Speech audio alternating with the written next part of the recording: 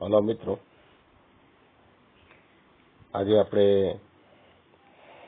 11 જીવ વિજ્ઞાન પ્રકરણ નંબર 18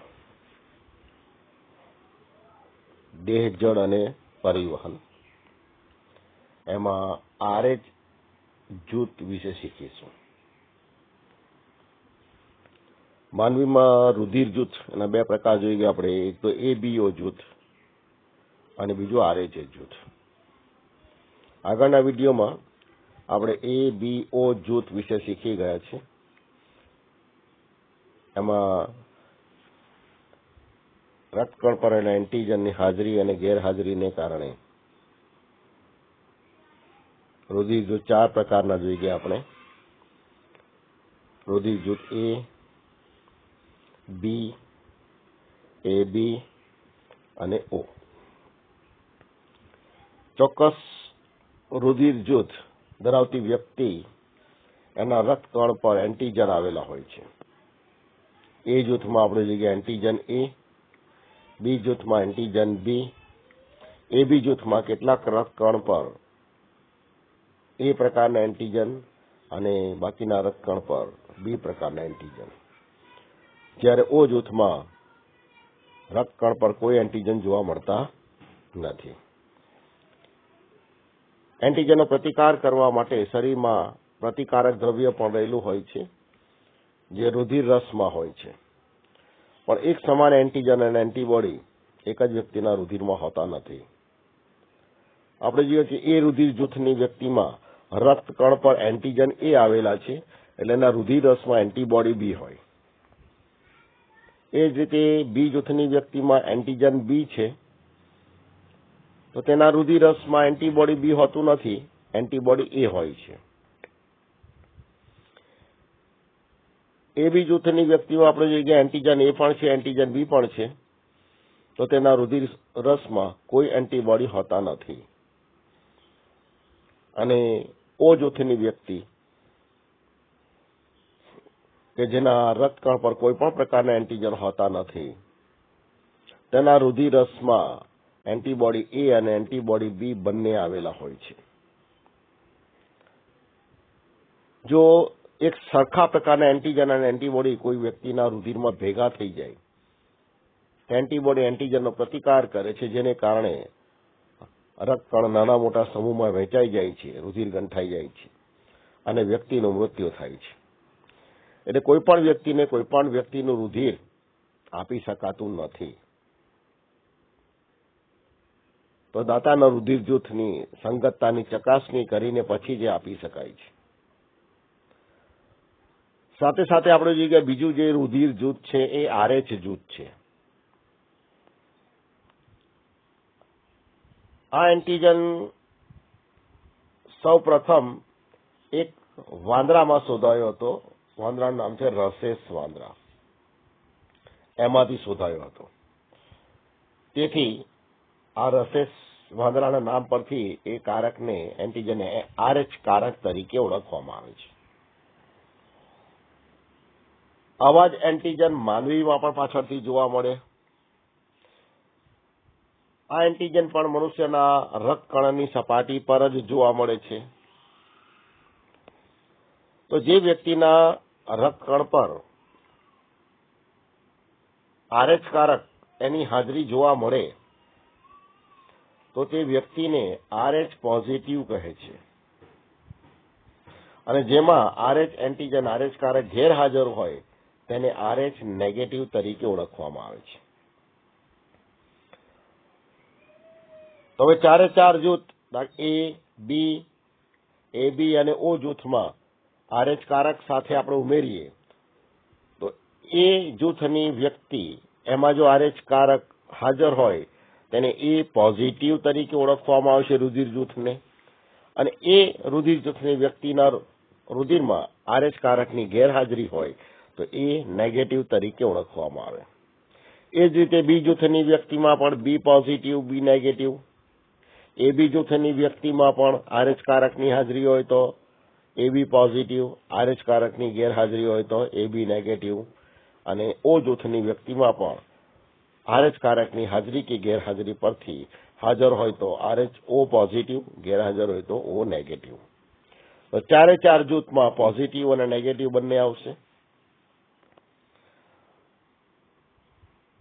તો આપણે માનવ વસ્તીમાં કેટલા ટકા વ્યક્તિઓ RH પોઝિટિવ છે અને કેટલા ટકા વ્યક્તિઓ RH નેગેટિવ છે, એક માર્કમાં MCQમાં ખાસ પ્રશ્ન પૂછાય છે. તો માનવ વસ્તીમાં આશરે 85% લોકો RH પોઝિટિવ છે અને 15% લોકો RH નેગેટિવ છે. તો આ MCQ માટેનો એક ખૂબ મહત્વનો પ્રશ્ન થઈ ગયો છે કે માનવ વસ્તીમાં RH પોઝિટિવ વ્યક્તિઓની સંખ્યા કેટલી? તો 85% અને RH નેગેટિવ એની સંખ્યા 15%. હવે RH પોઝિટિવ વાળો RH પોઝિટિવ વ્યક્તિને રુધિર આપે તેમાં કોઈ મુશ્કેલી સર્જાતી નથી. RH નેગેટિવ જૂથવાળી વ્યક્તિ RH નેગેટિવ જૂથવાળી વ્યક્તિને રુધિર આપે એમાં પણ કોઈ મુશ્કેલી સર્જાતી નથી. પણ ચોક્કસ જૂથને પોઝિટિવ વાળા કોને કોને રુધિર આપી શકે છે એ આપણે આગળ જોઈ ગયા છે. દાખલા તરીકે આપણે જોઈ ગયા કે એ જૂથની વ્યક્તિ હોય તો એ પોતાના જૂથને અને સાથે AB જૂથની વ્યક્તિને રુધિર આપી શકે છે. તો એ પોઝિટિવ વાળા એ પોઝિટિવ અને AB પોઝિટિવને રુધિર આપી શકે છે. એ નેગેટિવ વાળા એ નેગેટિવ અને AB નેગેટિવને રુધિર આપી શકે છે. સાથે સાથે એ પોઝિટિવને પણ રુધિર આપી શકે છે. પણ જો RH નેગેટિવ જૂથવાળી વ્યક્તિ RH પોઝિટિવ રુધિરના સંપર્કમાં આવે, જેનું રુધિર જૂથ RH નેગેટિવ છે અને એ વ્યક્તિ RH પોઝિટિવ રુધિરના સંપર્કમાં આવે તો RH પોઝિટિવની અંદર RH એન્ટીજન જોવા મળે છે. તો RH એન્ટીજનની સામે ચોક્કસ એન્ટીબોડી RH નેગેટિવ વાળી વ્યક્તિના શરીરમાં ઉત્પન્ન થાય છે, બરાબર છે. અને આવું થાય તો એન્ટીજન એન્ટીબોડી વચ્ચે પ્રક્રિયા થાય, રુધિર ગંઠાઈ જાય છે. તો એન્ટીબોડી ઉત્પન્ન થાય છે. તેથી આ રુધિરાધાન પહેલા RH જૂથને પણ મેળવી લેવું જોઈએ. RH નેગેટિવ વાળી વ્યક્તિ RH પોઝિટિવ વાળી વ્યક્તિને રુધિર આપે તો RH પોઝિટિવ વાળી વ્યક્તિને કોઈ મુશ્કેલી પડતી નથી. પણ RH પોઝિટિવ વાળી વ્યક્તિ RH નેગેટિવ વાળી વ્યક્તિને રુધિર આપે તો એના RH એન્ટીજન નેગેટિવ જૂથવાળી વ્યક્તિના શરીરમાં દાખલ થાય અને એના શરીરમાં એન્ટીબોડીનું સર્જન થાય છે. અને સમાન એન્ટીજન અને એન્ટીબોડી હોય તો રુધિર ગંઠાઈ જવાની શક્યતા રહે છે. તેથી રુધિરાદાન પહેલા RH જૂથને પણ મેળવી લેવામાં આવે છે. હવે અહીંયા ખૂબ મહત્વનો બીજો પ્રશ્ન છે કે જેમાંથી ઉદાહરણ સ્વરૂપે પ્રશ્ન આવી શકે છે નીટની અંદર, કે કોઈ સ્ત્રી ગર્ભવતી બને અને માતાનું જે રુધિર જૂથ છે એ RH નેગેટિવ હોય અને તેનું પ્રથમ બાળક RH પોઝિટિવ હોય. ગર્ભમાં જે બાળક છે એ કેવું છે? RH પોઝિટિવ છે. તેમાં ખાસ RH અસંવેદનશીલતા જોવા મળે છે. પ્રથમ વખતે ગર્ભના RH એન્ટીજન પ્રથમ ગર્ભધારણમાં માતાના RH નેગેટિવ રુધિર જૂથમાં જોવા મળતા નથી. કારણ કે આપણે જોઈએ કે બંનેનું જે રુધિર છે એ જરાયુ દ્વારા એકબીજાથી અલગ કરવામાં આવે છે. પરંતુ પ્રથમ બાળકનો જ્યારે જન્મ થાય છે તો આ જન્મ દરમિયાન ગર્ભના અંદર વિકાસ લહેરીનું બાળક છે એનું રુધિર જૂથ RH પોઝિટિવ છે. તો એનું RH પોઝિટિવ રુધિર ઓછા પ્રમાણમાં માતાના રુધિરના સંપર્કમાં આવવાની શક્યતા રહેલી છે. તો આ રીતે RH પોઝિટિવ રુધિર જૂથ જે બાળકનું છે એ માતાના રુધિરના સંપર્કમાં આવે તો પરિણામ શું આવે કે માતાના રુધિરમાં RH એન્ટીજનની સામે એન્ટીબોડી તૈયાર કરવાનું શરૂ થાય છે. એટલે પ્રથમ બાળકના જન્મ બાદ RH નેગેટિવ રુધિર જૂથવાળી માતાના દેહમાં RH એન્ટીજન સામે એન્ટીબોડી તૈયાર કરવાનું શરૂ થાય છે. હવે પરિણામ શું આવે છે કે એ સ્ત્રી બીજી વખત ગર્ભ ધારણ કરે અને બીજી વખતનું બાળક પણ RH પોઝિટિવ હોય. તો માતા કેવી છે? RH negative. અને ગર્ભમાં વિકાસ થયેલું બીજું બાળક કયું છે? RH positive. તો માતાનું RH જે નેગેટિવ છે એ ગર્ભના RH પોઝિટિવ રુધિરમાં ભળે છે. તો માતાના શરીરમાં પહેલા બાળકના જન્મ બાદ RH કારક માટેના એન્ટીબોડી ઉત્પન્ન થઈ ગયા છે. એ રુધિર મારફતે ગર્ભનાળમાં થઈને ગર્ભમાં પ્રવેશ કરે છે અને ગર્ભના રક્તકણોનો નાશ કરે છે. આ રીતે રક્તકણોનો નાશ થાય એટલે એ ગર્ભ માટે એ બાબત ઘાતક બને છે. તો આવું બાળક જન્મ લે તેમાં ગંભીર કેટલીક બીમારીઓ જેવી કે એનિમિયા, કમળો આવી બીમારીઓ થવાની શક્યતા રહેલી હોય છે. તો આવા બાળકમાં રક્તકણોની ઉણપ હોય છે. તો એને એરિથ્રોબ્લાસ્ટોસિસ ગર્ભ તરીકે ઓળખવામાં આવે છે. એરિથ્રોબ્લાસ્ટોસિસ ગર્ભ તરીકે એને ઓળખવામાં આવે છે. અથવા એવું બાળક હિમોલાઇટિક તરીકે ઓળખાય છે.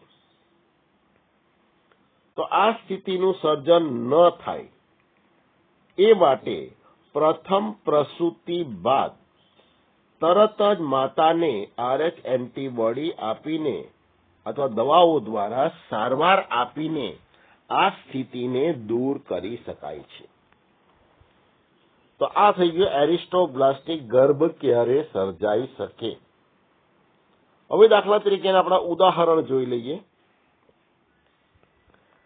કે માતા એનું રુધિર જૂથ છે RH નેગેટિવ. માતાનું રુધિર જૂથ કેવું છે? RH negative. પ્રથમ બાળક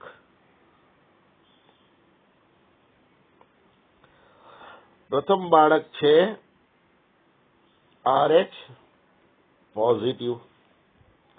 તો પ્રથમ બાળકના જન્મ બાદ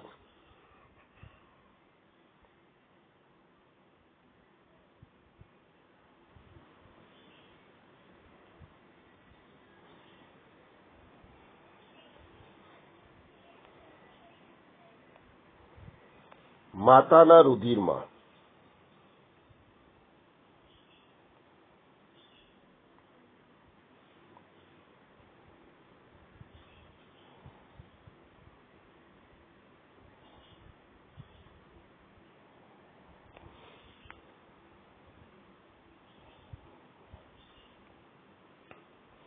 શું થાય છે? પ્રથમ બાળકના જન્મ વખતે માતાનું રુધિર અને બાળકનું રુધિર કંઈક અંશે સંપર્કમાં આવે છે. પરિણામ શું આવે છે કે બાળક જે ગર્ભ છે એમાંથી RH પોઝિટિવ એન્ટીજન ક્યાં દાખલ થાય છે? માતાના શરીરમાં. અને માતાના શરીરમાં RH કારક માટેના એન્ટીબોડીનું સર્જન થાય છે. હવે જો માતાને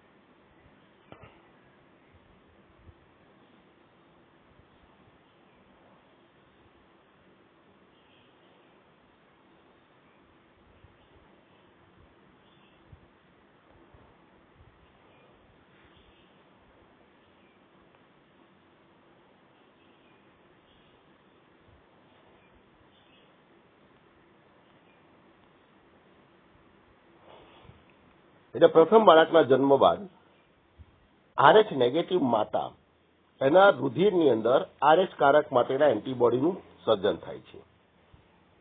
જો પ્રથમ બાળકના જન્મ બાદ માતાને દવાઓ દ્વારા જો સારવાર આપવામાં આવે તો એના પછીનું જે બાળક છે RH પોઝિટિવ હોવા છતાં એ હિમોલાઇટિક જન્મતો નથી. પરંતુ માતાને જો સારવાર ન આપવામાં આવે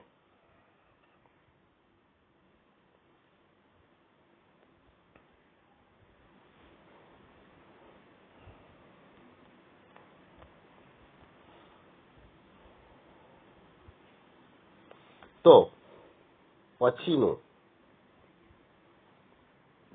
જે બાળક RH પોઝિટિવ હોય તે હિમોલાઇટિક જન્મે છે.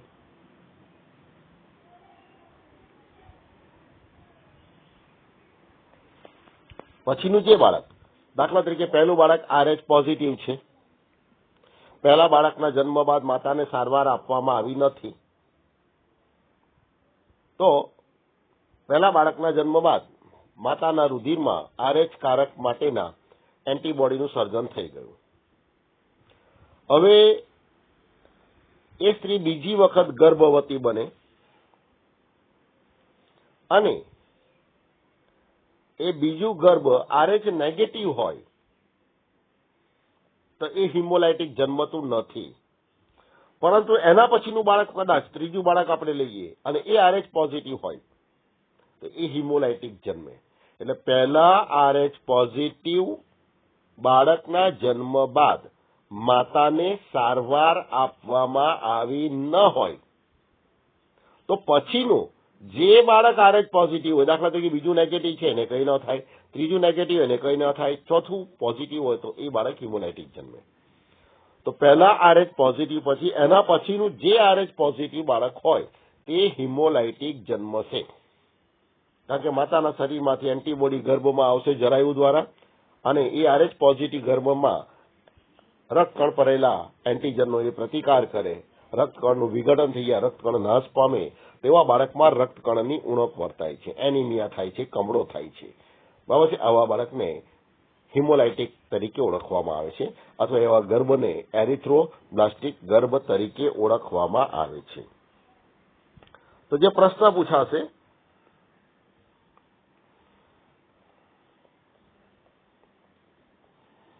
માતા RH નેગેટિવ છે, પ્રથમ બાળકના જન્મ બાદ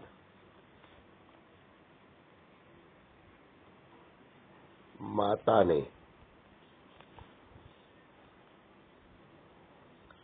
દવાઓ દ્વારા સારવાર આપવામાં આવતી નથી.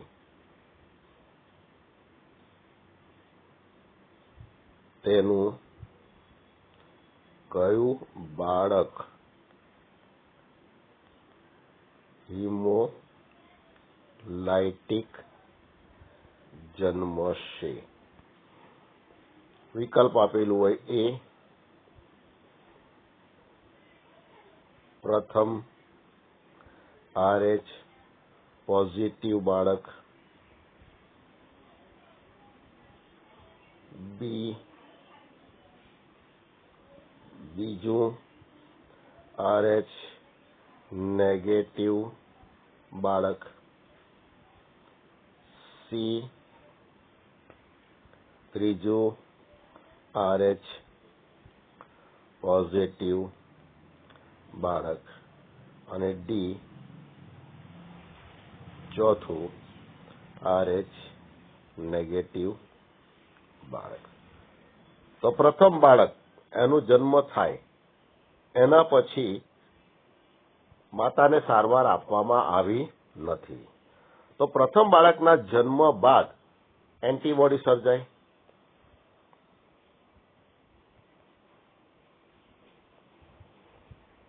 તો આના પછી હવે બાકીના 3 બાળકો છે એમાં જે પ્રથમ પોઝિટિવ છે એ બાળક હિમોલાઇટિક જન્મશે એટલે RH પોઝિટિવ છે ત્રીજું બાળક, એટલે આપણો જવાબ આવશે સી.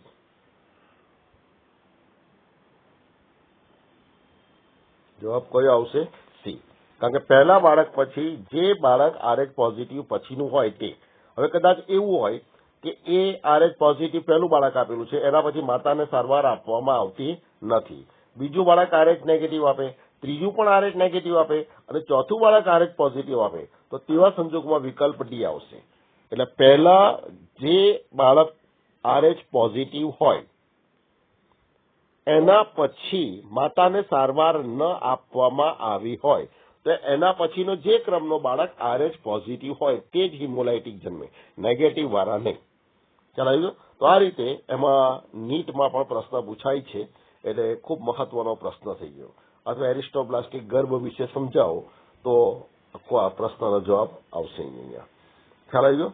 તો આ રીતે. એ ઉપરાંત માનવીમાં કેટલા ટકા RH પોઝિટિવ, કેટલા ટકા RH નેગેટિવ છે એ પણ અહીંયા પ્રશ્ન તરીકે આવે છે.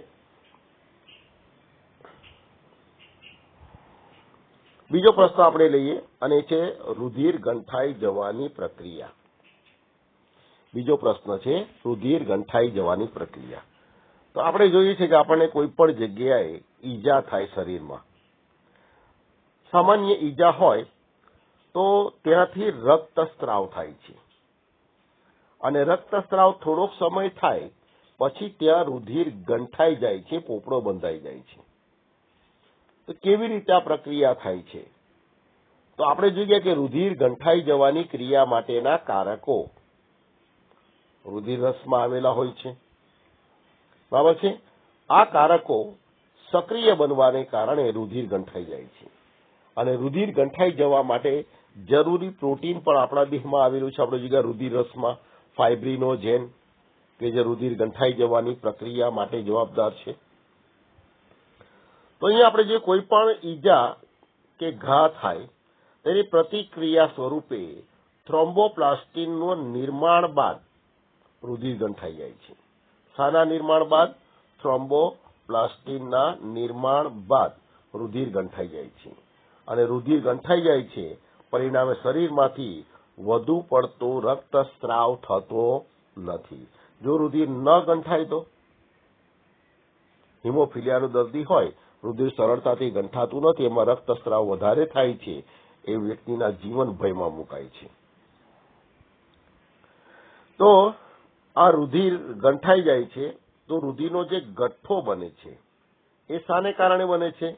તો ફાઇબ્રિનના તંતુઓની જાળ. આપણે જોઈએ કે ફાઇબ્રિનોજેન જે નિષ્ક્રિય સ્વરૂપમાં હોય છે એ સક્રિય ફાઇબ્રિનના અદ્રાવ્ય તાંતણામાં રૂપાંતર પામે છે. આ ફાઇબ્રિનના તંતુઓની જાળ બને છે અને તેમાં મૃત અને ઈજાગ્રસ્ત રુધિરના ઘટકો ફસાય છે અને એને કારણે રુધિર ગંઠાઈ જાય છે.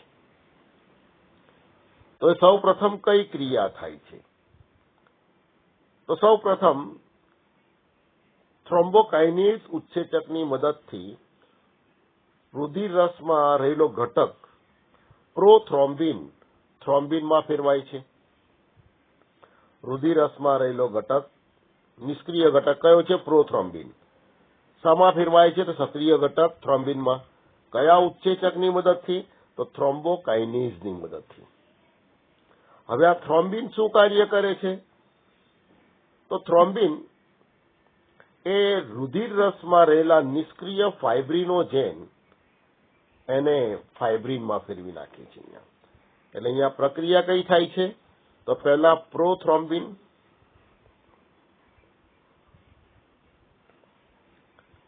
સક્રિય સ્વરૂપ થ્રોમ્બિનમાં ફેરવાય છે. કયા ઉત્સેચકની મદદથી? તો થ્રોમ્બોકાઇનેઝની મદદથી. તો આ રીતે પહેલી પ્રક્રિયા કઈ થઈ કે પ્રોથ્રોમ્બિનનું સક્રિય સ્વરૂપ થ્રોમ્બિનમાં રૂપાંતર થઈ ગયું. હવે આ થ્રોમ્બિન શું કાર્ય કરશે? તો રુધિર રસમાં રહેલા ફાઇબ્રિનોજેન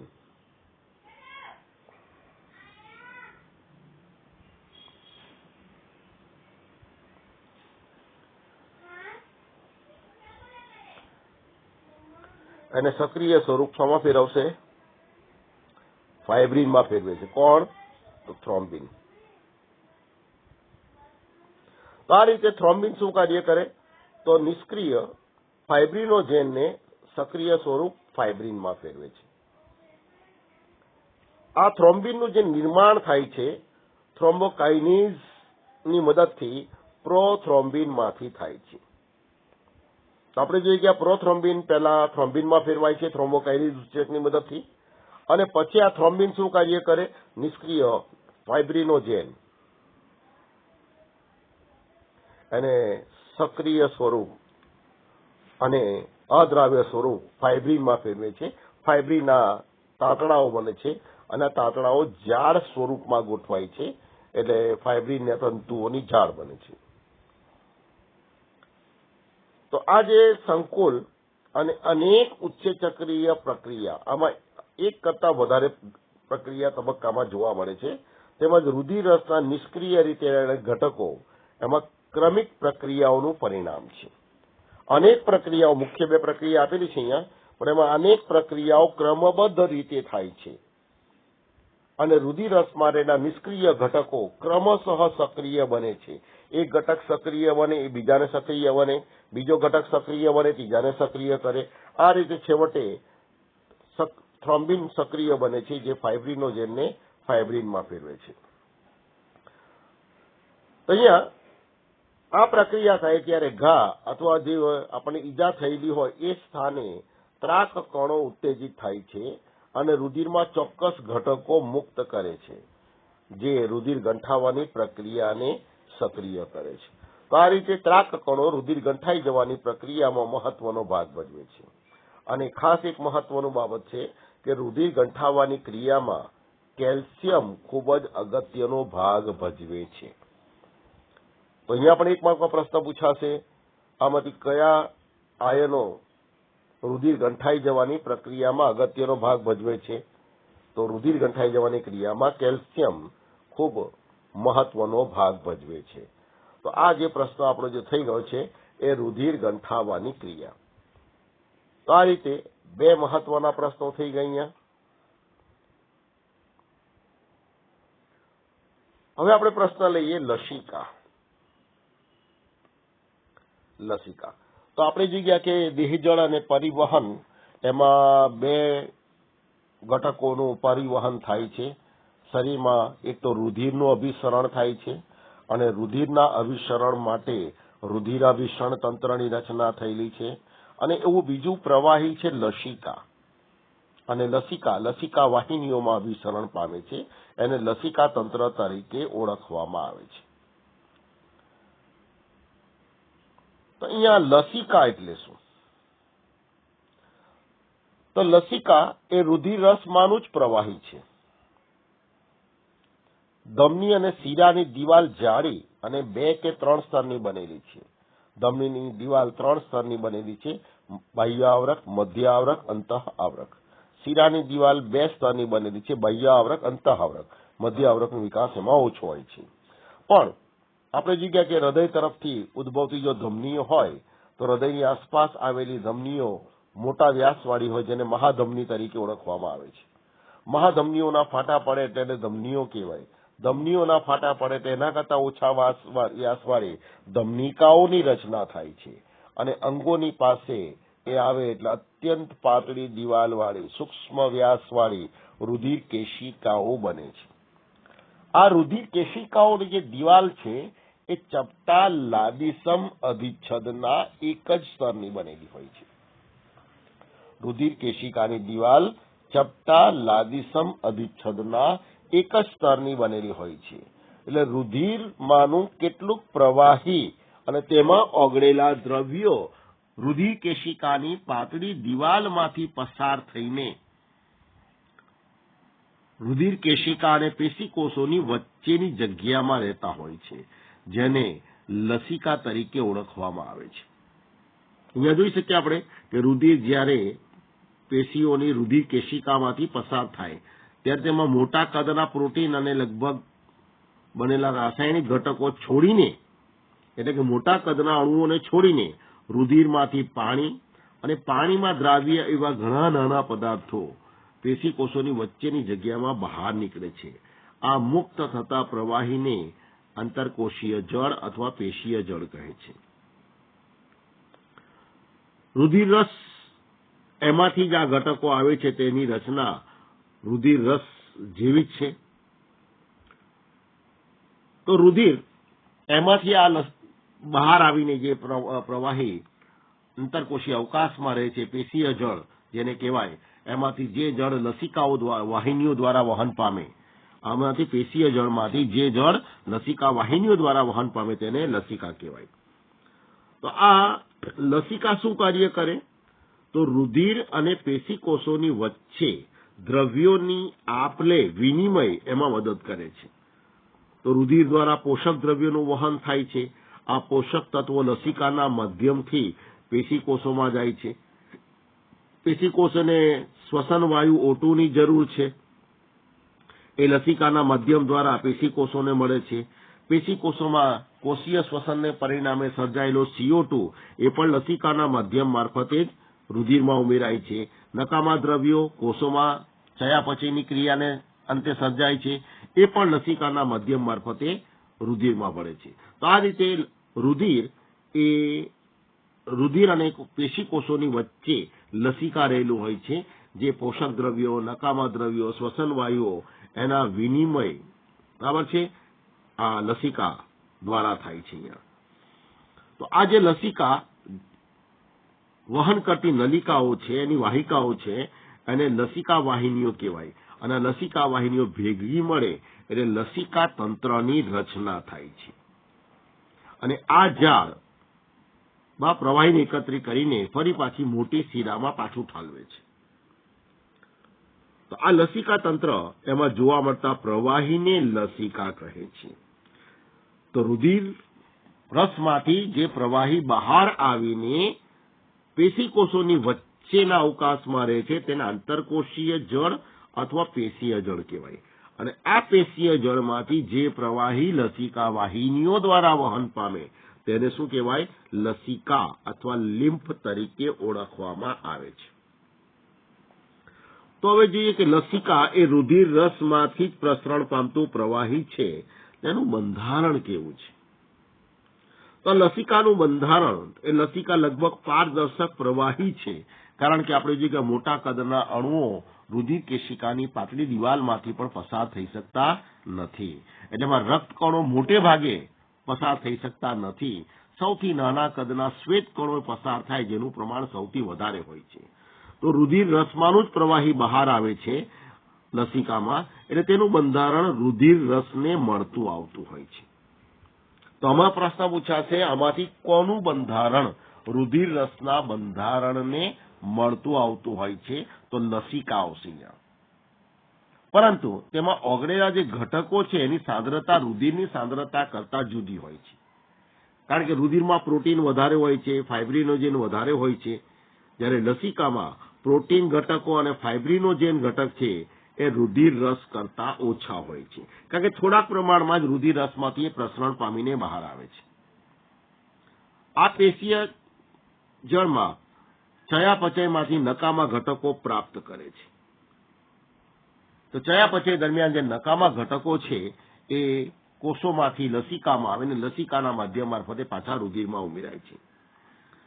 જે નાની નાની લસિકા વાહિનીઓ છે, નાની નાની કેશિકાઓ છે, એની લસિકામાં કોષો હોતા નથી. એટલે કે નાની લસિકા વાહિનીઓમાં કોષો હોતા નથી.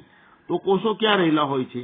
તો જ્યારે આ લસિકા ગાંઠોમાંથી પસાર થાય ત્યારે તેમાં સૌથી નાના કદના લિમ્ફોસાઇટ્સ અને બાકીના ઘટકોમાં રક્તકણ, ઇયોસિનોફિલ્સ વગેરે જોવા મળે છે. પણ એમાં સૌથી વધુ પ્રમાણમાં જોવા મળતા હોય તો એ છે લિમ્ફોસાઇટ્સ. લિમ્ફોસાઇટ્સ એટલે લસિકા કણો, કારણ કે આપણે જે સૌથી નાના કદના છે, બરાબર છે, અને લસિકામાં રહેતા હોવાથી જેને લિમ્ફોસાઇટ્સ તરીકે ઓળખવામાં આવે. તો લસિકાની અંદર સૌથી વધુ પ્રમાણમાં રહેલા કોષો કયા? તો લિમ્ફોસાઇટ્સ અથવા લસિકા કોષો. 99% લિમ્ફોસાઇટ્સ છે, યાદ રાખજો. અને બાકીના 1%માં શું શું છે? તો થોડાક પ્રમાણમાં રક્તકણો અને ઇયોસિનોફિલ્સ વગેરે જોવા મળે છે. આ લસિકાનું બંધારણ થઈ ગયું. હવે લસિકાનું કાર્ય શું? તો લસિકા એ શરીરની રોગ પ્રતિકારકતા માટે જવાબદાર વિશિષ્ટ લિમ્ફોસાઇટ્સ ધરાવે છે. અને આપણે જોઈ ગયા લસિકા કણો લિમ્ફોસાઇટ્સ એ રોગ પ્રતિકારકતા માટે જવાબદાર છે. એના બે પ્રકાર પણ આપણે આગળ શીખી ગયા છે, બી કોષો અને ટી કોષો, બરાબર, જે રોગ સામે પ્રતિકાર કરે છે. એ ઉપરાંત એમાં પોષક દ્રવ્યો, અંતઃસ્ત્રાવો વગેરે પણ હોય છે. તેના વહન માટે પણ અગત્યનો એ વાહક ઘટક તરીકે ઓળખાય છે. અને આંતરડાના રસાંકુરોમાં હાજર લેક્ટિયલમાં રહેલ લસિકા દ્વારા ચરબીનું શોષણ થાય છે. તો અહીંયા 1 માર્કનો બીજો પ્રશ્ન મહત્વનો, આંતરડાના રસાંકુરોમાં રહેલા કયા કોષો દ્વારા ચરબીનું શોષણ થાય છે? તો લેક્ટિયલમાં રહેલ લસિકા, એના દ્વારા ચરબીનું શોષણ થાય છે. તો આ જે પ્રશ્ન થઈ ગયો લસિકાનો, અને લસિકાનો મહત્વનો પ્રશ્ન છે, 2 માર્કમાં પૂછાય છે, 3 માર્કમાં પણ આવી શકે છે. Thank you all.